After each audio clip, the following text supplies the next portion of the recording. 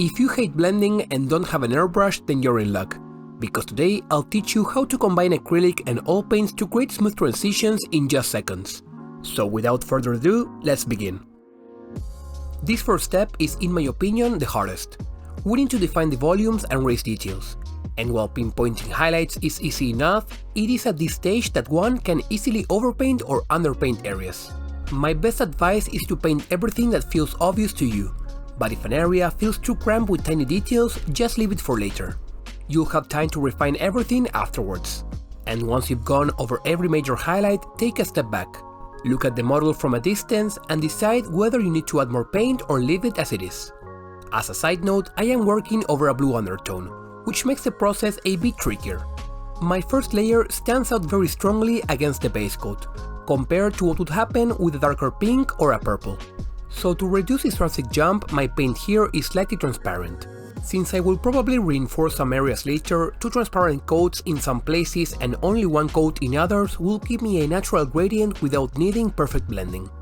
Taking creative risk like this blue base coat is, in my opinion, one of the best ways to level up your painting skills and create projects that stand out from the rest. In other words, not just painting miniatures, but making art. But let us not get too philosophical and get back to painting. Once I had an acceptable first layer, I moved on to a brighter tone. And before I even touched the model, I did something extremely important. Something I repeat throughout the entire process, and something you might have already noticed in the first step. I unload the excess paint from the brush every single time. Look closely not at where the paint lands, but at the brush tip itself. See how it keeps a sharp point and isn't overloaded with paint? With proper dilution, I don't even need to press down for the pigment to transfer. Just touching the model is enough. This level of control is key when painting models full of tiny curves, muscles and textures. Also notice how my highlight strokes are loose and full of thin lines. I love using this technique for organic textures, because in the end, all those fine strokes visually build up the impression of muscle fibers. I made a whole video about this style a few weeks ago, so if you want to learn more about painting skin and muscle definition, I'll leave a couple relevant videos linked in the description.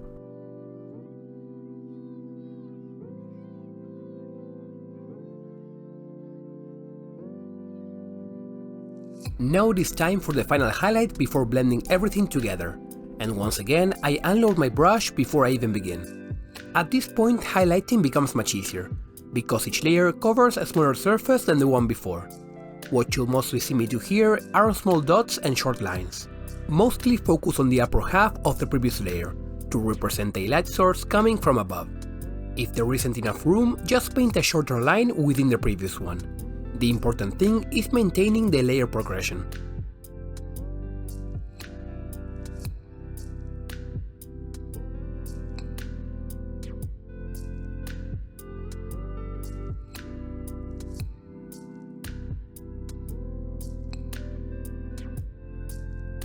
With all the 3 highlight layers done, it is time for shadows.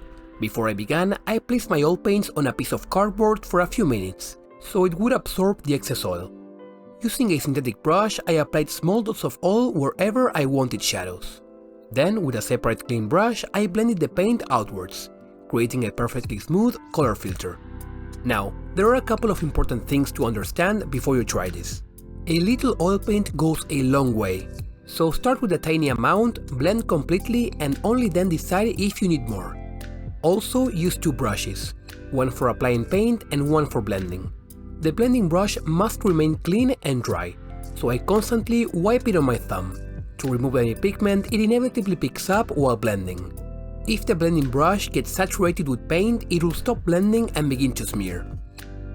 But unlike acrylics where we can always add more paint but not remove it, with oils, if you make a mistake you can simply clean the area with white spirits, or in my case an odorless solvent from the art store. Just brush it over the painted spot and the pigment will thin out into a wash. Half gets picked up by the brush, and the rest settles into the recesses naturally.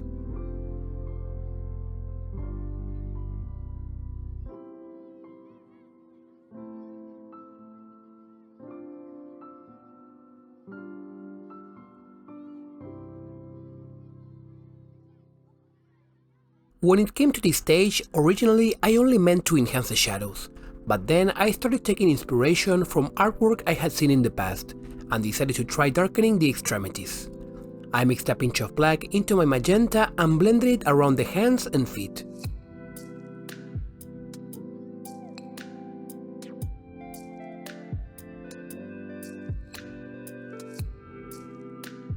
After a while, I was applying tiny dots of pure black to achieve the look I was aiming for, but again, always carefully and in small amounts, because oil paints are very rich in pigment.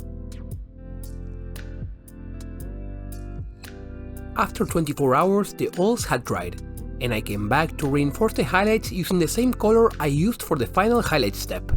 On most areas, this required almost no retouching since the tones match perfectly.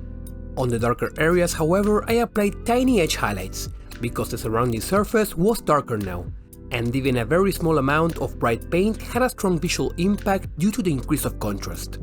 But these final highlights don't go deep into the darker areas, just right where the oil filter begins, to gently transition between tones.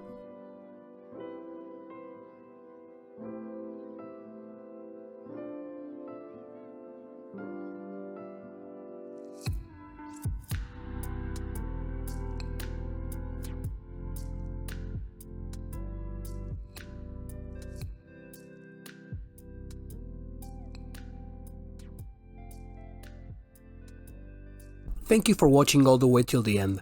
I hope that you found the video helpful, and if so, a like and a comment goes a long way in helping me reach new painters, and keep the videos coming every single week.